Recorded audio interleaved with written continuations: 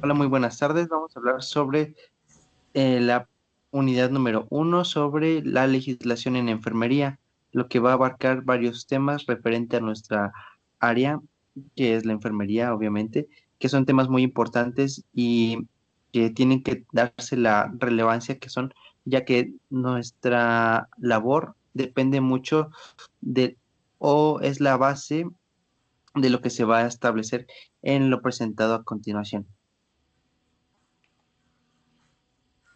Como tal, el primer tema que exponemos es sobre los conceptos, la importancia y la relación de la salud con el derecho. El derecho como tal es la ciencia en el estudio con las normas y principios que regulan la conducta individual en la sociedad. Este se da como tal en sistema normativo, es obligatorio, es sancionado y es universal. Y se da como tal en personas jurídicas, que es todo tipo de personas como tal humanas, los contratos que se llegan a dar, la propiedad y la responsabilidad. El siguiente es enfermería. Como tal, según la OMS, la enfermería es la ciencia y profesión que abarca el cuidado colaborativo y autónomo para las personas de todas las edades, grupos y comunidades que están enfermos o sanos en todos los entornos. En este sector de salud es fundamental la educación y promoción, la prevención, los cuidados especializados, la coordinación e investigación y promover como tal el bienestar comunitario. El siguiente concepto es que es una norma. Es como tal una regla que se establece como un estándar en comportamiento de acción. Estas pueden ser formales e informales, explícitas e implícitas. Varía según varían según lo que es la cultura, la sociedad y la organización. Las normas jurídicas son establecidas por una autoridad competente que regula la conducta de las personas en la sociedad, lo que son las leyes, los códigos, reglamentos y constituciones. Las normas sociales son reglas no escritas que dictan el comportamiento propio en una sociedad, lo que son la etiqueta social, las normas de convivencia y las normas de cortesía. Las normas morales son los principios internos que guían el comportamiento individual basado en la moral y la ética, lo que es la honestidad, el respeto, la lealtad, la generosidad.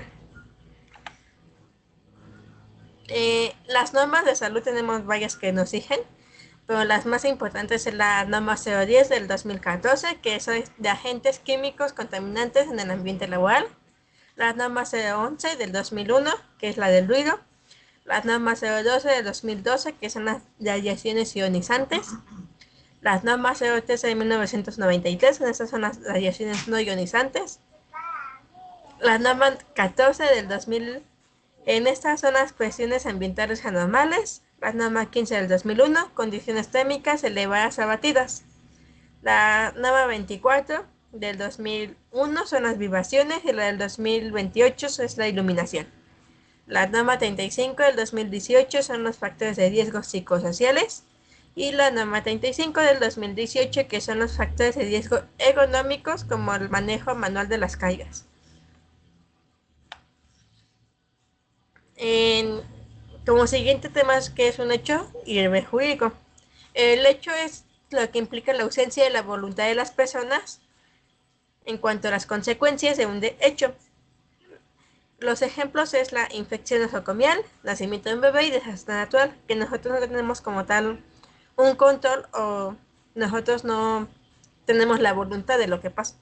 En el acto jurídico son las consecuencias voluntarias e intencionales buscadas, como el consentimiento informado, el informe de enfermería, la transferencia de un paciente y la firma del acuerdo de confidencialidad.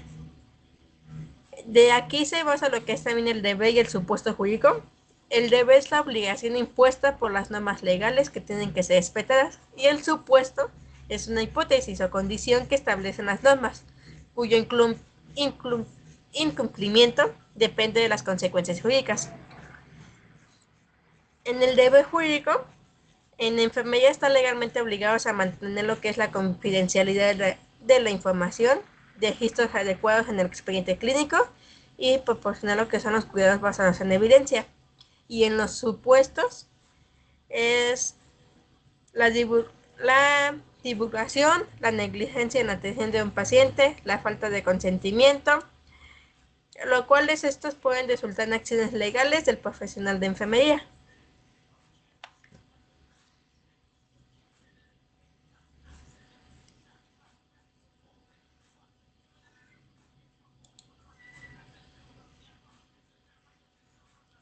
Como siguiente tema es el de derecho constitucional, la constitución, la estructura y las garantías.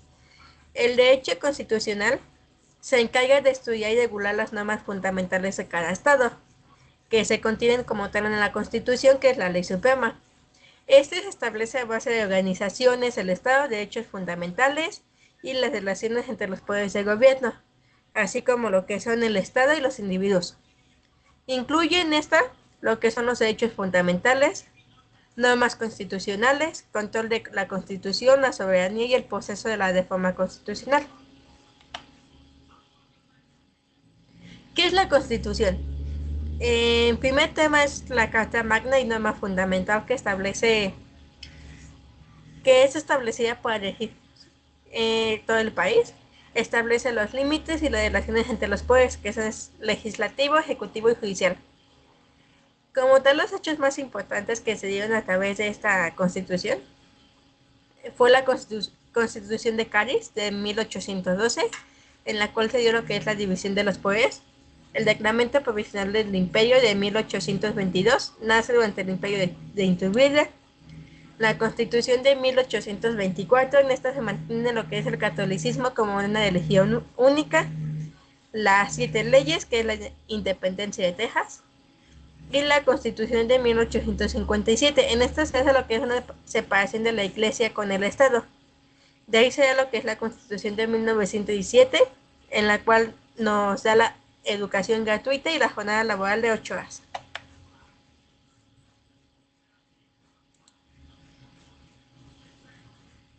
La estructura que tiene nuestra Constitución es en 3 partes, la que es la dogmática, la orgánica y la social o pragmática. La orgánica define como tal la estructura y el funcionamiento del Estado. Establece lo que es la organización de los poderes y los niveles del gobierno. En la dogmática contiene los derechos humanos y las garantías individuales de los ciudadanos. Se encuentran los primeros 38 artículos de la Constitución, y la pragmática o social contiene las disposiciones específicas sobre las formas constitucionales y transitorias, o sea, las que se pueden cambiar cada cierto tiempo son o dejan de funcionar. ¿Qué es una garantía? La garantía como tal en materia de derecho es la medida de protección de seguridad para hacer válido un derecho al momento de ser violentado. En estas garantías es la de la libertad, la igualdad, la seguridad jurídica y la propiedad. Todas las garantías se da como tal en todos los individuos que entran en el territorio nacional.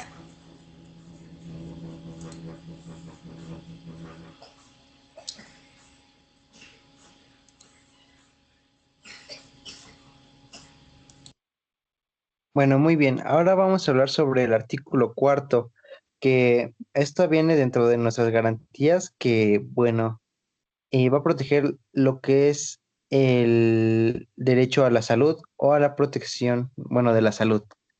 El artículo cuarto constitucional en la Constitución Política de los Estados Unidos Mexicanos se refiere a que toda persona tiene derecho a la protección a la salud. La ley definirá cuáles son las bases y las modalidades para el acceso a los servicios de salud y establecerá la concurrencia de la federación y de las entidades federativas en materias de salud y general en salubridad general. Ok, la ley de salud va a constituir básicamente 4 elementos principales, que va a ser la salud y la alimentación, el entorno, la niñez segura y la cultura saludable. Cuando hablamos de salud y alimentación es que toda persona va a tener derecho a que cuente con una dieta equilibrada, nutritiva, suficiente en cantidad, integral y gratuita, que el entorno en donde va a vivir esa persona tiene que ser digna, tiene que ser decorosa y que respete pues básicamente el medio ambiente, que viva en un área segura para sí mismo y que no represente algún tipo de riesgo. Y en cuanto a la niñez segura nos referimos es que el Estado velará para cumplir con los derechos de la niñez, garantizando una plena atención a su alimentación, salud, su educación y que esté sano básicamente. Y pues una cultura saludable, básicamente que hay una buena interacción entre las personas y que principalmente los jóvenes puedan desarrollarse de manera íntegra sin tener algún tipo de preocupación o limitación para su desarrollo. Y también cuando hablamos de este tema, vamos a hablar sobre, bueno, cuando nos referimos al artículo cuarto constitucional, también vamos a entrar en rigor a cuáles son las formas de gobierno. Estas formas de gobierno nos vamos a dividir en 5 partes, que son la democracia, la teocracia, la dictadura, la república y la monarquía. En nuestro país nos vamos a regir por lo que es una democracia, ya que la democracia es básicamente es formar un gobierno en que se puede ejercer el poder político del y para el pueblo. Cuando nos hablamos de una dictadura como puede ser en Corea del Norte o en Venezuela, nos hablamos a que es un gobierno autocrítico, perdón, autocrático, durante el poder se concentra en un individuo o en un grupo pequeño. Cuando hablamos de teocracia es que el gobierno en que la autoridad política se considera emanada de Dios y es ejercida directa o indirectamente por un poder religioso, como pudo haber sido anteriormente, donde existían los reyes y pues en ese momento pues el rey se supone que era el elegido de Dios y entonces él era quien gobernaba.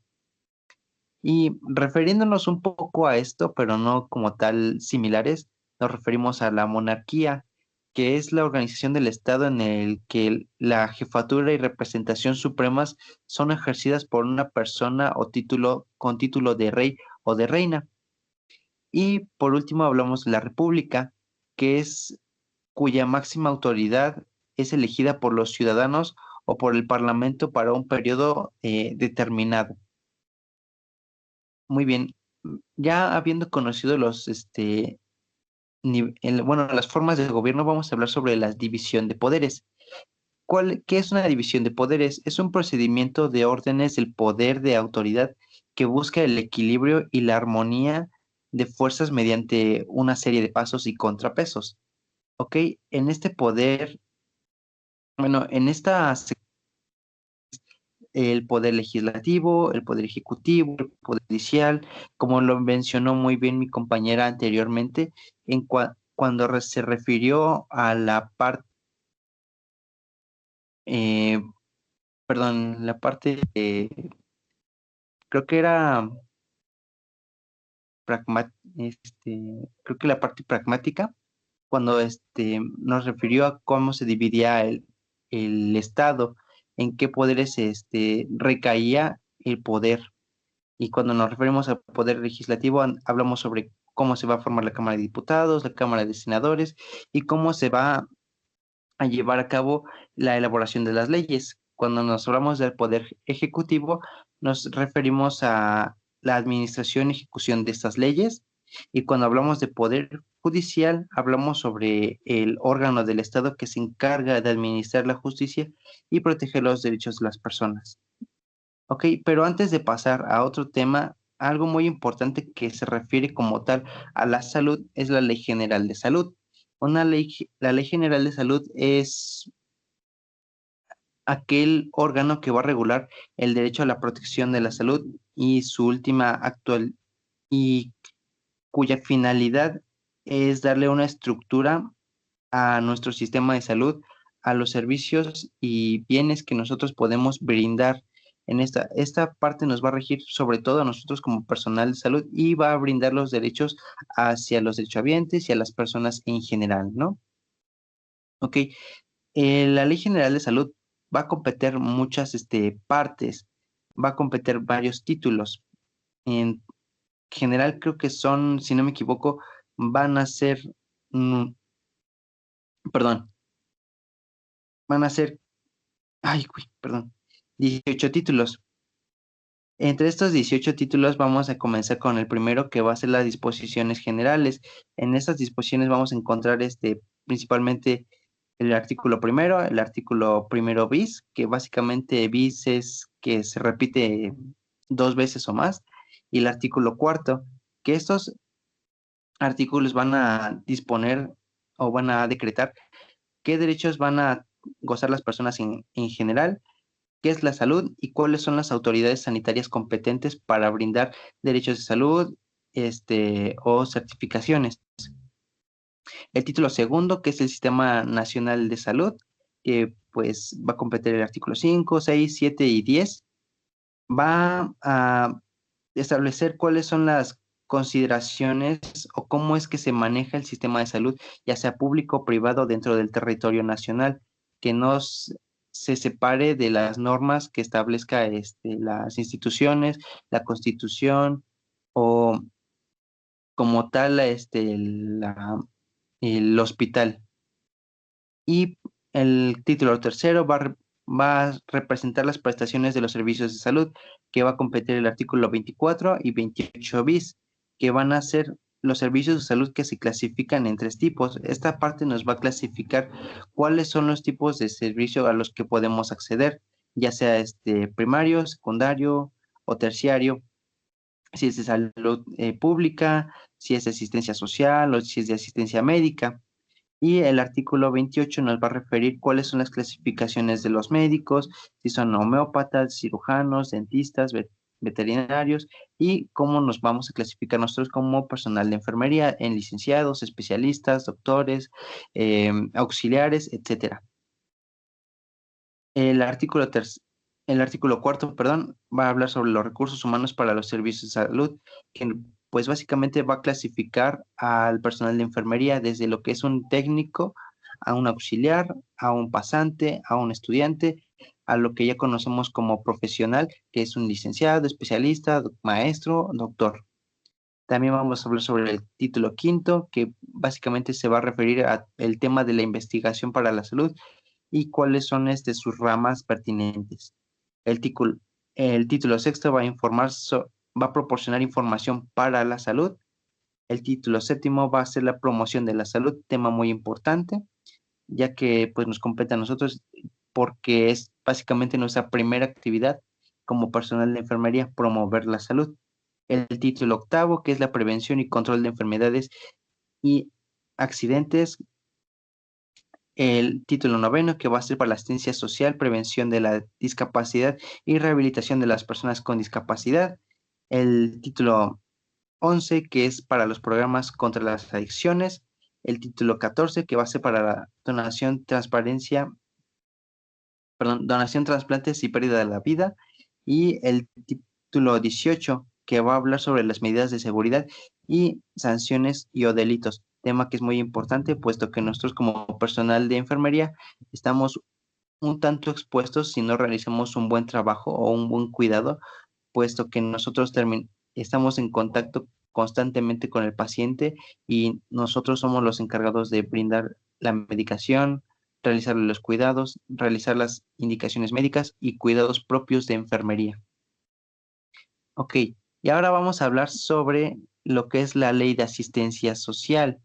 Esta ley, pues, es muy importante. ¿Por qué?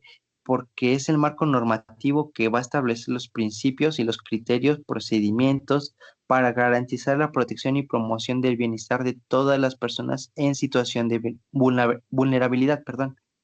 Esta ley es muy importante porque, como bien se mencionó, radica en la protección de los sectores en riesgo, asegurando que tengan un derecho a la asistencia social y que sea universal, equitativa, justa y regula los servicios de asistencia, fomentando la participación ciudadana en su desarrollo.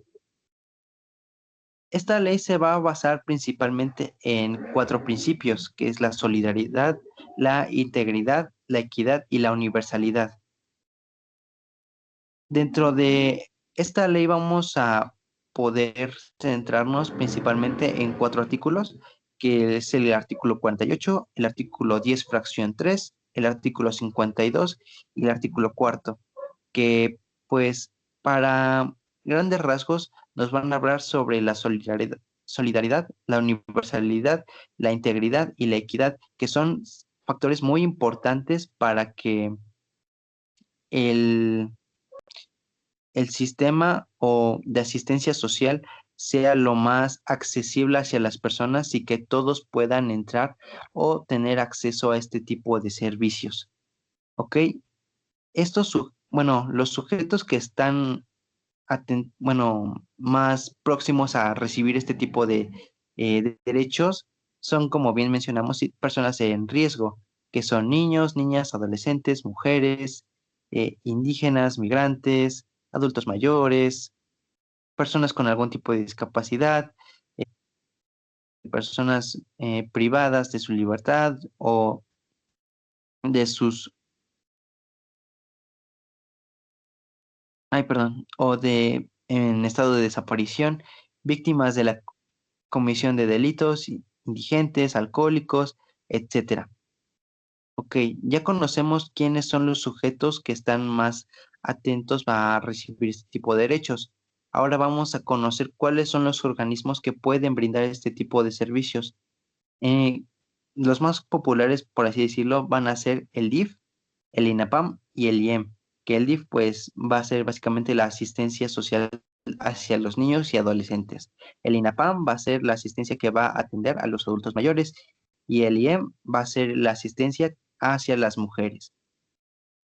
Todos estos organismos van a prestar distintos tipos de servicios dependiendo de las necesidades de la población, pero se van a centrar principalmente nos vamos a centrar principalmente en las cuales son establecidas por la ley, que son la asistencia alimentaria, la asistencia en salud, la asistencia educativa, la asistencia cultural, en vivienda, en situación de emergencia y a la familia. Estos son los principales que son obligatorios por parte de la ley, porque como bien mencionamos, esta ley busca proporcionarle el mayor apoyo que se pueda hacia estas personas que están en situación vulnerable. Y bueno, ¿cuáles son los servicios cubiertos por la ley en estas instancias sociales? Que son los servicios de salud, educación y capacitación, apoyo a la familia y a la mujer y de vivienda.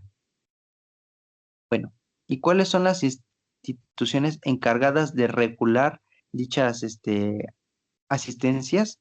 Pues son las organizaciones que proporcionan servicios y apoyo a personas o grupos que necesitan ayuda para satisfacer sus necesidades básicas, mejorando su calidad de vida. Ya podría ser esta la Secretaría de Educación Pública, el ISSSTE, el IMSS, el CEDESOL, y otros organismos como podrían ser el INAI, el INE, el INEGI, el Banco de México, la CNDH, la propia UNAM, entre otros. Y bueno, ¿cómo se van a financiar este tipo de organizaciones o de instancias? Se entiende por financiamiento o financia que el capital que recibe una empresa o individuo para poner en dicha marcha un proyecto para obtener determinados bienes o ejecutar algún tipo de inversión. Y pues las, los artículos que van a regular este tipo de leyes, pues son el artículo 64, el artículo 65 y el artículo 67. Y pues esto sería todo por parte de la ley de asistencia social.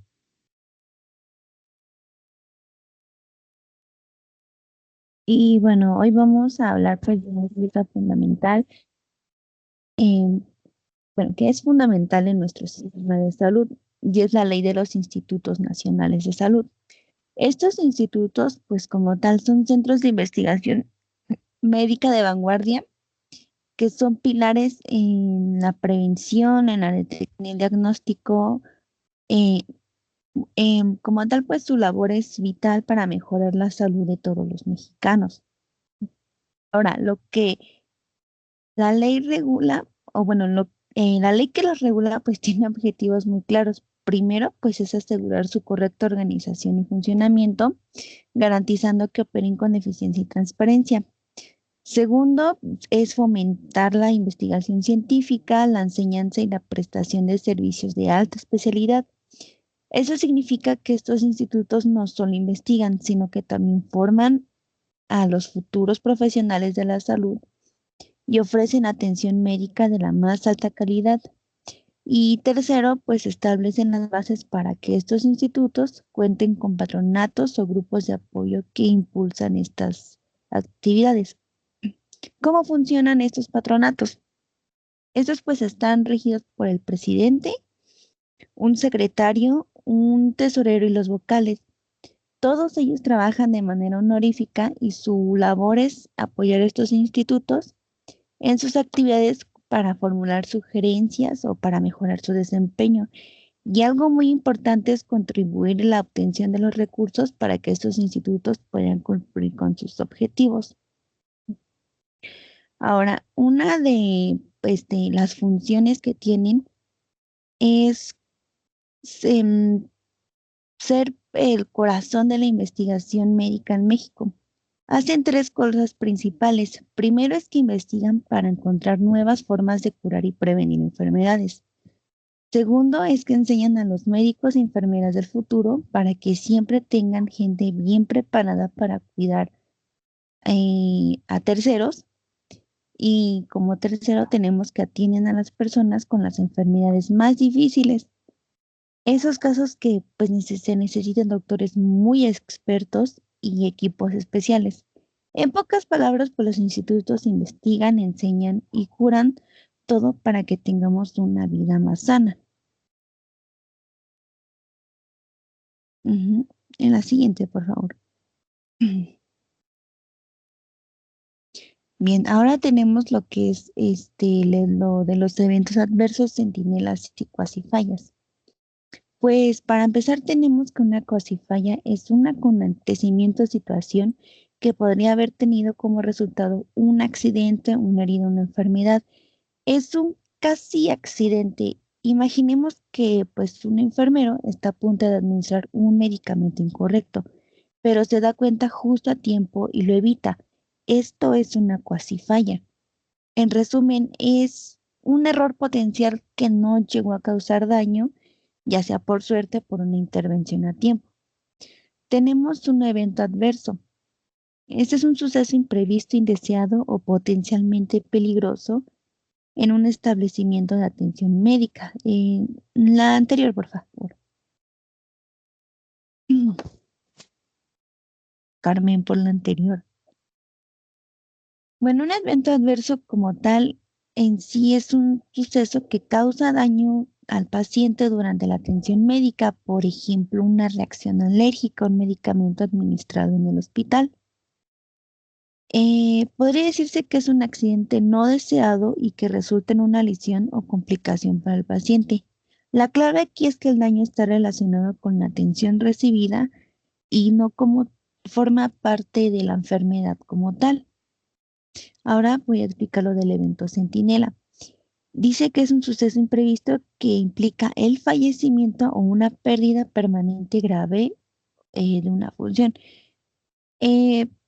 Bueno, esto se trata de un evento inesperado que causa la muerte o la pérdida permanente.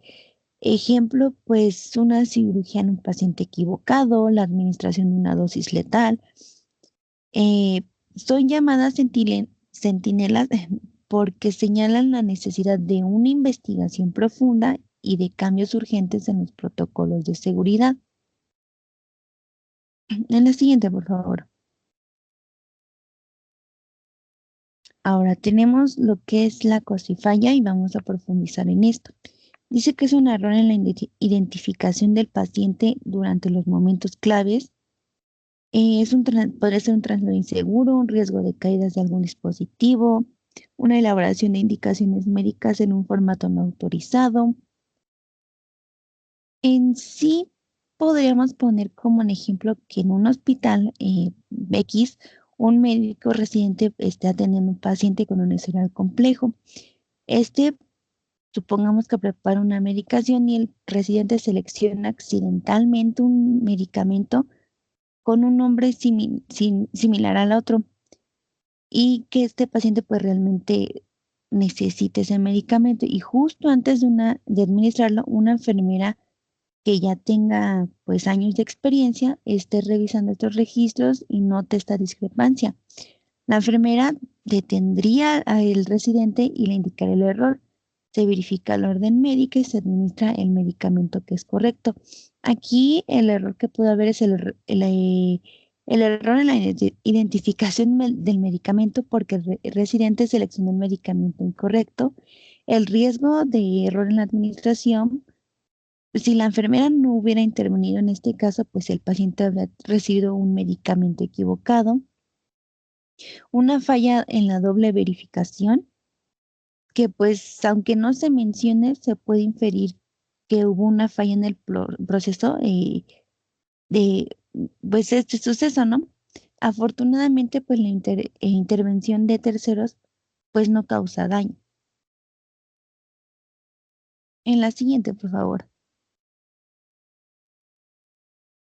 Tenemos como eventos adversos al desplazamiento erróneo, accidental o no programado de dispositivos, úlceras por presión, errores de prescripción, broncoaspiraciones, caídas, quemaduras por procedimientos, lesión uretral por la colocación de sonda vesical. En sí, los eventos en un entorno hospitalario abarcan una amplia gama de incidentes que resultan en daño al paciente. Estos incluyen desde el desplazamiento accidental de dispositivos médicos vitales como cánulas o catéteres, hasta complicaciones graves como úlceras por presión o lesiones por presión. También tenemos los errores en la medicación, las broncoaspiraciones y también se consideran eventos adversos a las quemaduras por procedimientos, lesiones durante la colocación de sondas, fallas en dispositivos biomédicos o en la infraestructura del hospital. Em, en esencia, pues cualquier suceso inesperado durante la atención médica que cause un daño al paciente se clasifica como un evento adverso. En la siguiente, por favor. Ahora tenemos a los eventos centinela. Como ya había mencionado anteriormente, pues esto sería la pérdida o fallecimiento del paciente. Representan pues los incidentes más graves en la atención médica y aquellos que resultan en la muerte o en la pérdida permanente o significativa de una función vital. Estos eventos incluyen errores críticos como la administración incorrecta de hemocomponentes, errores quirúrgicos, el olvido de material quirúrgico dentro del paciente y retrasos fatales en la atención de urgencias como el RCP o el tratamiento para las hemorragias. También abarcan sucesos como la muerte materna, el suicidio de un paciente, accidentes durante el traslado con consecuencias graves y eventos relacionados con infecciones, fugas de pacientes, robos de menores y la entrega de un menor a una familia equivocada. Y además se consideran pues eventos centinela a las complicaciones graves derivadas de transfusiones como la transmisión de enfermedades. Bueno, pues un evento centinela pues es un llamado de atención urgente, un suceso que exige una investigación exhaustiva y la implementación de medidas preventivas pues, para evitar que se repita.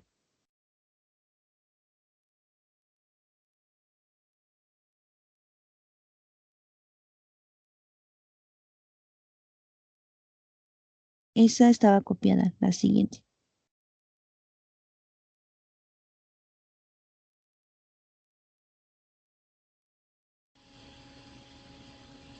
La última es sobre la hoja de enfermería.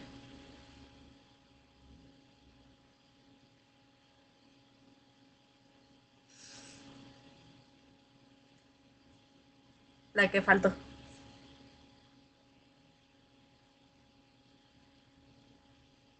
Entonces, pues, ya sería todo. Hasta aquí. Y bueno, eso es todo por nuestra parte sobre lo que abarca la unidad del primer parcial. y gracias.